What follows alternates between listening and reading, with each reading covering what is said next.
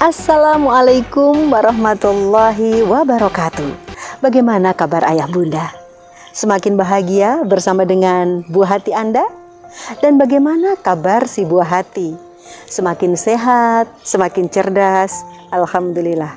Saya akan memberikan satu pertanyaan yang barangkali merupakan pertanyaan yang agak dianggap bercanda ya. Sejauh mana ayah bunda mengenali si buah hati? Wow, usianya sudah 10 tahun. Berarti sudah 10 tahun dong mendampingi dia. Tapi apakah benar sudah menjadi orang tua yang begitu dekat dengan anak, yang mengetahui siapa anak tersebut? Karena banyak loh ayah bunda yang menghubungi saya untuk kemudian minta advice terkait dengan anaknya. Dari pembicaraan tersebut saya menangkap kesimpulan bahwa ternyata orang tua belum begitu memahami siapa anak mereka. Baik, sekarang kita akan bahas tentang bagaimana mengenali lebih dekat si buah hati. Menurut sistem preferensinya, anak dibagi menjadi 3, yaitu anak yang visual, auditory, dan kinestetik. Mereka berbeda karena memiliki kekhasan masing-masing. Ketika kita amati anak ya, mungkin ayah bunda mempunyai anak lebih dari 1. Coba diamati, apakah mereka sama persis? Mungkin tidak loh, karena setiap anak itu khas. Bahkan anak kembar identik sekalipun mempunyai perbedaan yang khas. Misalnya suatu hari ayah bunda sedang menyetel televisi. Kemudian ada suatu acara yang begitu menarik minat si anak. Anak pertama, barangkali dia langsung menggeser tempat duduknya, mungkin agak maju ya, kemudian dia melihat. Gitu, dia melihat lebih dalam. Sementara anak yang kedua, yes, dia bergeser, tetapi dia memiringkan, kemudian seakan-akan dia arahkan telinganya ke televisi. Anak yang satu lagi, itu mungkin dia perhatian, kemudian dia akan menirukan gerakannya. Ya, dia akan menirukan, atau mungkin tangannya bergerak-gerak, kakinya bergerak-gerak, kemudian dia bahkan datang memegang televisinya. Loh, kok kecenderungannya berbeda ya? Nah, ini sudah cukup jelas untuk menunjukkan bahwa 3 anak tersebut memang tidak sama. Anak yang pertama yang dia menggeser tempat duduk, lebih maju, lebih detil melihat televisi, ini adalah anak tipe visual. Anak yang kemudian bergeser memiringkan ya, mendengarkan dengan lebih jelas, telinga yang satu dimajukan, itu adalah anak auditori karena dia ingin menangkap lebih jelas lagi kata-kata lewat suara. Sementara anak yang tangannya bergerak, kemudian dia pegang televisi, ini adalah anak kinestetik. Perbedaan-perbedaan yang seperti ini harus dipahami oleh orang tua karena ini berpengaruh. Ketika orang tua ingin memberikan nasihat, mengajarkan sesuatu, dan akan menjadi lebih efektif apabila orang tua menyesuaikan dengan gaya si anak, dengan model si anak tersebut. Mengenali lebih jauh tentang visual. Anak visual itu adalah anak yang ketika kita lihat bola matanya ya, kita lihat bola matanya hitam gitu. Ketika diajak berbicara, dia akan lebih sering melempar bola matanya ke atas. Oh iya, jadi dia kanan kiri gitu, menengok ke atas sambil mengingat, dan gerakannya lebih energik anak visual itu. Kemudian cara dia berbicara, speed of speak-nya, kecepatan berbicaranya lebih cepat, dan suaranya biasanya menggunakan suara tenggorokan. Contohnya adalah begini. Oke, aku ingat ketika waktu itu saya jalan-jalan ke pantai ya. Waktu itu kan saya jalan-jalan sama ibu. Nah, ibu waktu itu sempat beli ikan loh, rasanya enak banget. Tangannya begini, enaknya begini mengingatnya. Nah, ini adalah anak visual. Sementara anak auditori, bola matanya bukan ke atas, tetapi ke samping kanan, samping kiri, dan nada bicaranya lebih rendah. Speed of speak-nya lebih lambat. Oh ya, saya ingat ketika waktu itu jalan-jalan dengan ibu ke pantai dan ibu membeli ikan. Suaranya lebih lambat, nadanya lebih rendah. Beda lagi dengan kinestetik. Kalau anak kinestetik, maka bola matanya cenderung ke bawah. Ya, cenderung ke bawah. Gaya bicaranya lebih lambat lagi. Dan dia jarang menggunakan gerakan-gerakan begini, bebas gitu. Seperti visual itu tidak. Oh iya, saya ingat ketika waktu itu jalan-jalan ke pantai. Nah, dia akan seperti itu. Orang visual biasanya akan menganggap orang auditori, ini anak kebanyakan mikir, lambat banget. Ya, apalagi berhadapan dengan orang kinestetik. Orang visual akan mengatakan, aduh kok lambat banget, capek nih gitu ya.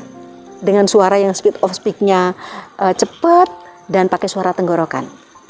Tapi orang auditori akan mengatakan, visual nih gerusa-gerusu, jelalatan matanya gitu ya. Jadi mereka akan memandang orang yang berbeda preferensi itu memang agak berbeda dengan dia. Nah, contoh nih misalnya orang-orang terkenal di Indonesia yang saya yakin ayah bunda tahu ya. Presiden pertama Indonesia, Bung Karno. Kira-kira tipenya apa ini? Visual, auditori, atau kinestetik? Ya, Bung Karno adalah tipe visual. Maka beliau akan menggebu-gebu ketika berpidato, tangannya ke atas, suaranya speednya tinggi. Saudara-saudara setanah air, berikan kepada saya 10 pemuda dan saya akan goncang dunia. Nadanya kan seperti itu ya. Jadi tinggi, menggebu-gebu ya, speed of speak-nya tinggi. Gerakan tangannya begitu bebas. Maka saya akan menggoncang dunia. Satu hal yang perlu kita pikirkan di dalam pembangunan ini adalah misalnya ya. Nah, kalau yang kedua nih, Pak Harto. Kira-kira Pak Harto ini tipenya apa ya? Mr. Smile, tersenyum. Ya, nadanya rendah ketika berbicara. Seperti ini, ya. Nah, beliau ini, Pak Harto ini tipenya kinestetik. Nah, satu lagi. Kalau Pak Habibie, tipenya apa nih Pak Habibie? Dengan gerakan-gerakannya kadang menengok begini, ya pasti visual, ya visual. Kemudian auditori. Pak SBY ketika berbicara tertata, pelan, ada jeda, menggunakan suara di dada, ya suaranya begini. Saya merasa prihatin dengan kejadian yang telah kita alami beberapa tahun terakhir. Beliau adalah auditori. Bagaimana ketika orang tua menghadapi anak yang visual? Perlakukan sebagaimana kecenderungan anak visual. Ketika belajar, berikan gambar berwarna, tabel-tabel, grafik, itu akan lebih mudah. Dia akan lebih senang. Ya, orang visual itu lebih menyukai warna gambar. Bahkan ketika ngobrol, orang visual itu akan mundur sedikit. Kenapa? Karena dia pengen menangkap secara utuh. Jadi ketika ngobrol dengan seseorang, dia pengen melihat orang itu secara utuh. Maka orang visual akan mundur dikit karena dia pengen melihat secara utuh. Ya, dia tertarik dengan warna, gambar. Bahkan ketika berbicara, dia akan mengatakan bayangkan. Karena dia akan melihat bayangan berupa gambar. Ya, kemudian dia akan mengatakan kelihatannya bagus.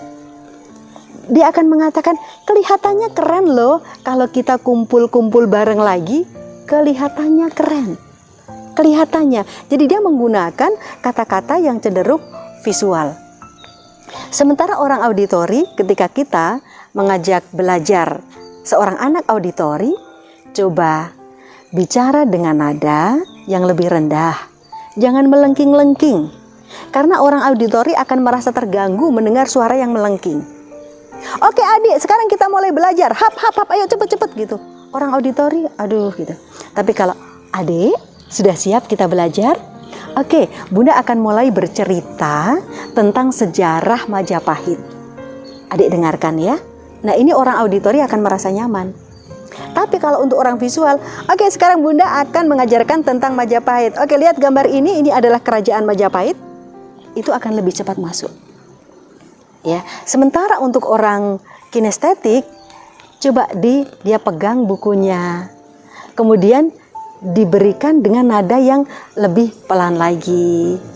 Sentuhan, elusan gitu ya. Kalau orang auditori mengatakan kedengarannya keren ya kalau kita kumpul lagi. Orang visual kelihatannya keren ya kalau kita kumpul lagi. Orang kinestetik rasanya keren loh kalau kita kumpul lagi. Begitu. Oke, Bunda, Ayah, selamat mengenali buah hati Anda sehingga bisa memberikan bimbingan, arahan yang lebih pas, lebih efisien lagi. Terima kasih Ayah Bunda, kita telah belajar tentang sistem preferensi. Semoga berkenan dan bermanfaat. Wassalamualaikum warahmatullahi wabarakatuh.